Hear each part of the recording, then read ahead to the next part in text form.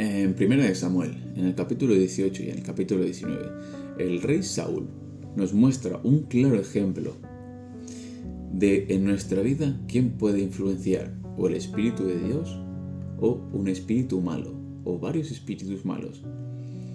¿Por qué? Porque el rey Saúl, cuando fue rey de Israel, fue ungido por Dios, y el espíritu de Dios estaba sobre el rey Saúl.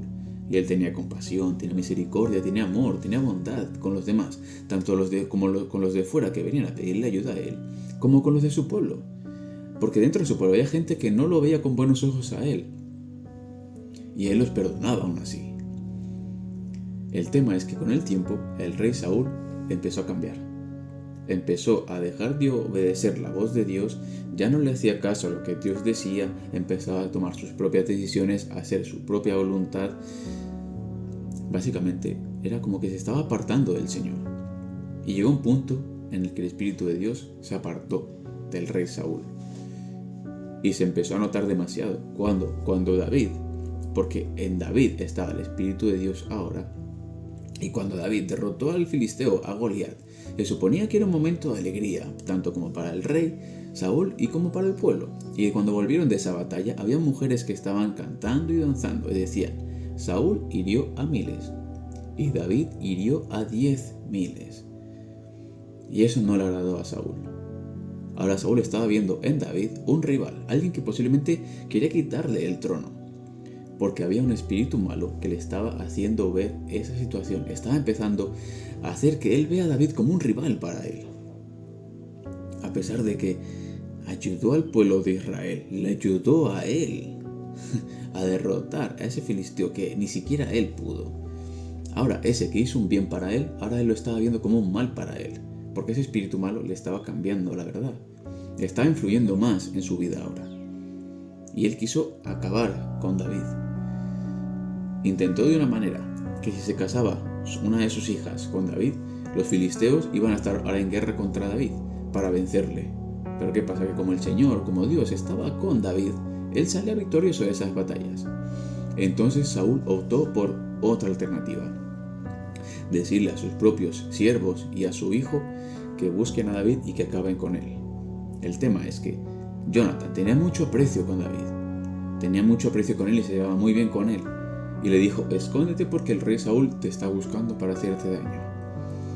David se escondió y Jonathan fue a hablar con su padre y tuvo una conversación y le hizo una pregunta muy importante. Y le dijo: no peque el rey contra su siervo David, porque ninguna cosa ha cometido contra ti, y porque sus obras han sido muy buenas para contigo. Pues él tomó su vida en su mano y mató al filisteo, y Jehová dio gran salvación a todo Israel. Tú lo viste y te alegraste. ¿Por qué pues pecarás contra la sangre inocente matando a David sin causa? Jonathan le dijo las cosas claras, le dijo la verdad. David te ha hecho un bien y tú te alegraste. ¿Por qué ahora le quieres hacer daño? Si no te ha hecho nada malo, ¿por qué ahora le quieres hacer daño? Algo que el espíritu malo no le iba a decir. Algo que ese espíritu malo no le iba a decir. Que si él hacía eso contra David, estaba pecando. Porque ese espíritu malo no te va a decir las consecuencias de lo que tú estás haciendo. No. Eso es lo que me refiero. Y eso es algo muy importante. ¿Qué espíritu está influyendo en nuestra vida? Porque él tenía el espíritu de Dios antes y obraba de una manera diferente, con bondad, con misericordia, con amor, con pasión con los demás. Y cuando se fue el espíritu de Dios de él, empezó a ver todo malo. Empezó a ver como un rival a la gente que le hacía un bien a él. Lo que era verdad, le empezaba a dar la vuelta. Y es que la palabra del Señor nos muestra eso, que nosotros estamos en una lucha constante, una lucha en donde el espíritu y la carne están batallando. El tema es nosotros a quién le damos el control de nuestra vida. Y es que en Gálatas, en el capítulo 5, dice: las obras de la carne y el fruto del espíritu. Y dice: andad en el espíritu, no satisfagáis los deseos de la carne, porque el deseo de la carne es contra el espíritu, y el del espíritu es contra la carne. Y estos se oponen entre sí. La carne es el pecado que hay en nosotros. Y los espíritus malos te van a influenciar a que tú tires más a cometer ese tipo de cosas que lo menciono aquí. Y dice, manifiestas son las obras de la carne, que son adulterio, fornicación, inmundicia, lascivia, idolatría, hechicerías, enemistades, pleitos, celos, iras, contiendas, disensiones, herejías, envidias, homicidios, borracheras, orgías.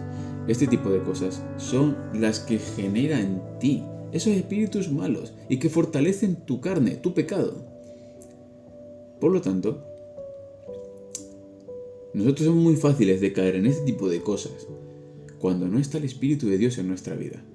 Porque dice luego que el fruto del Espíritu es amor, gozo, paz, paciencia, benignidad, bondad, fe, mansedumbre y templanza.